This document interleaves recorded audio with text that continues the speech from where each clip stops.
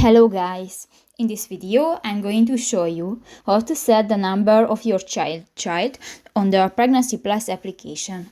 But first of all, I just want to mention, please don't forget to subscribe to our channel, because at 100,000 subscribers we are going to show you our YouTube revenue statistics and growth strategy, how to make money online. So let's jump into it. First of all, open the application on your device. New, click to the profile icon at the upper right corner of the screen and go to your pregnancy section.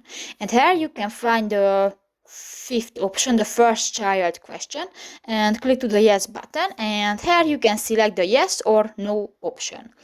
And if you have any other children, click to the yes button, and if you don't have, click to the no and done. So that's pretty much it for this video, guys. See you in the next one. Bye bye.